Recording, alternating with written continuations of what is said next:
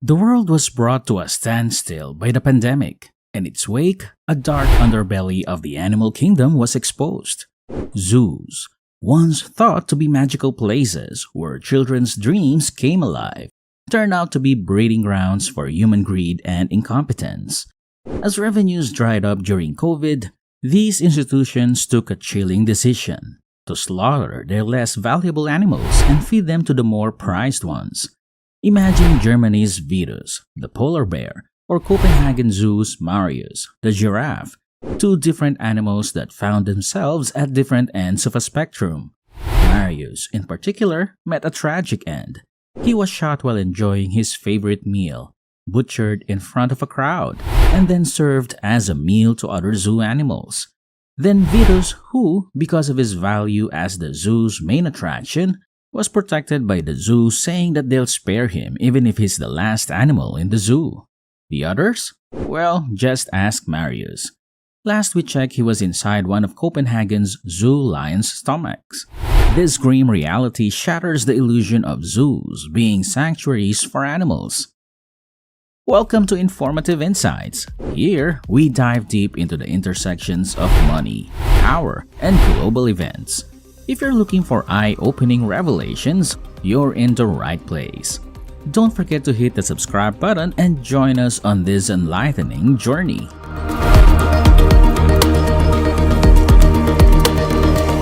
Long before the concept of zoos, the elite flaunted their wealth, power, and status by collecting exotic and dangerous animals. This wasn't just a mere hobby, it was a symbol of their dominance and superiority.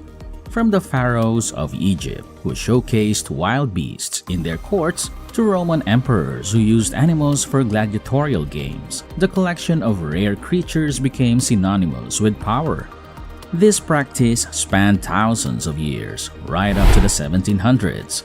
In Renaissance Europe, monarchs and nobles established elaborate menageries, showcasing their vast collections. These weren't just for personal pleasure, they were political tools. Displaying a lion or an elephant wasn't just about the spectacle, it was a statement, a testament to their reach and influence. The elite soon realized the public's fascination with these creatures. Crowds would gather, eager for a glimpse of the exotic and the unknown. It dawned upon the aristocracy that their private collections could be turned into gold mines. Charging a fee for entry, these menageries started drawing in not just the curious but scholars and artists, all eager to study and document these foreign species. This era saw a shift when France, in its post-revolution fervor, took the revolutionary step of confiscating animals from private menageries.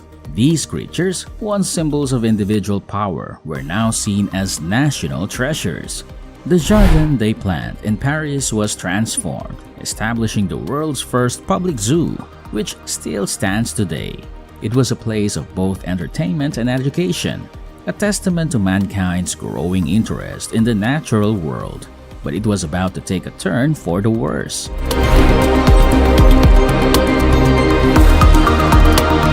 The early days of zoos were far from humane. Animals were mere commodities, devoid of emotions or needs. They were often kept in cramped cages, with little regard for their well-being. The belief was that these creatures operated solely on instinct, unable to experience pain, fear, or loneliness. This perspective was rooted in ignorance, a failure to recognize the complex emotional lives of these beings.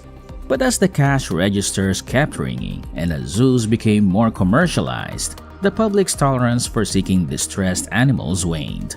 Stories of animals pacing back and forth in their cages or birds plucking out their feathers out of stress began to circulate. The magic of seeing a wild animal up close was overshadowed by the palpable sense of their suffering. Zoos underwent a rebranding. They began to mimic natural habitats, creating vast landscapes that resembled the savannas of Africa or the jungles of Asia. They championed the cause of conservation, positioning themselves as saviors of endangered species. To some extent, they were successful. Species on the brink of extinction, like the California condor or the black-footed ferret, owe their survival to these efforts. However, while some species did benefit from this shift, the sad truth is that a minuscule portion of zoo revenues actually goes towards genuine conservation efforts. The glossy brochures and heartwarming stories often mask a reality where profit trumps welfare. The challenge now is to discern the genuine sanctuaries from the mere profit-driven enterprises.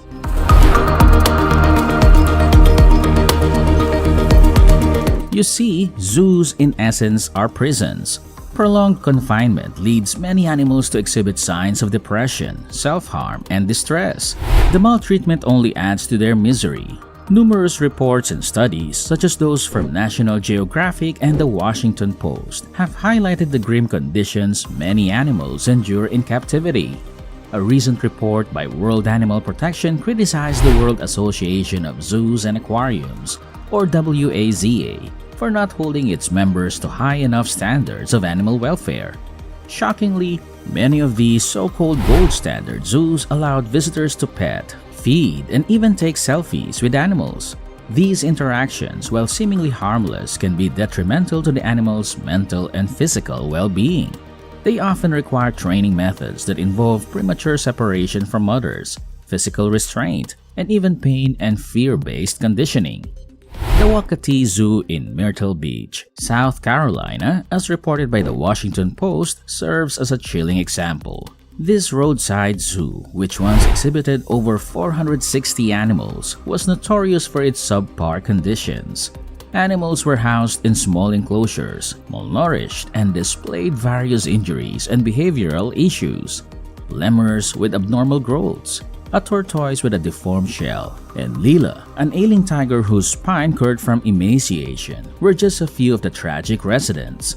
Lila's heartbreaking story stands out. She became so emaciated that her skeleton was visible through her skin, and she eventually passed away in this pitiable state. PETA's lawsuit against Wakati Zoo highlighted these and other grim realities.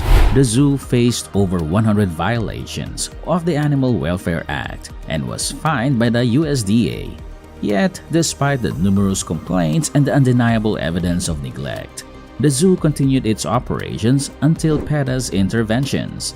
The sad truth is that Wakati Zoo isn't an isolated case.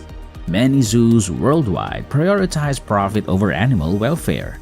Animals, in their desperation, often display signs of distress, such as pacing back and forth in their enclosures or swaying continuously. The lack of proper veterinary care, unclean enclosures filled with old food, feces, and dried urine further exacerbate their suffering. The question we must ask ourselves is, are we, as a society, willing to turn a blind eye to such cruelty for the sake of entertainment? The animals in these zoos are victims, trapped in cages of despair, yearning for a life they can never have. It's high time we recognize their plight and advocate for their rights. Have you ever witnessed or heard about an unsettling incident at a zoo? How did it make you feel? Share your experiences and thoughts in the comments below. Let's create a dialogue and raise awareness together.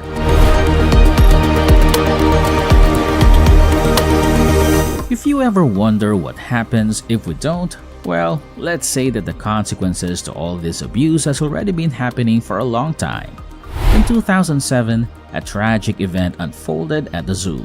Tatiana, a tiger, was provoked by some visitors. Pushed to her limits, she leaped over her enclosure's fence and attacked them. This wasn't just a random act of aggression. It was a desperate cry for freedom, a manifestation of the frustration and pain she felt being confined. Such incidents aren't isolated. There are countless stories of killer whales, elephants, jaguars, and more turning on those around them, often leading to tragic outcomes. In many of these cases, the animals had shown prior signs of distress or aggression, but these warnings were frequently ignored or misunderstood. The environments in which they are kept, far from their natural habitats, combined with a constant human interaction, can lead to heightened stress and unpredictable behavior. Moreover, the animals are often deprived of their natural instincts to hunt, roam, and establish territories, leading to pent-up energy and frustration. So, when we hear of these tragic incidents, we must ask ourselves, is it the animal's inherent nature or the unnatural conditions they are subjected to that trigger such behavior? The answer often points to the latter. The real culprits are the systems that confine these majestic creatures and the ignorance that blinds us to their suffering.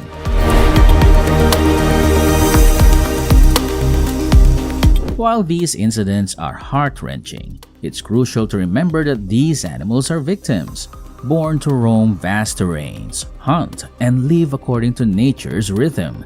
They find themselves trapped in limited spaces, their instincts stifled. They belong in the wild, free, and unconfined.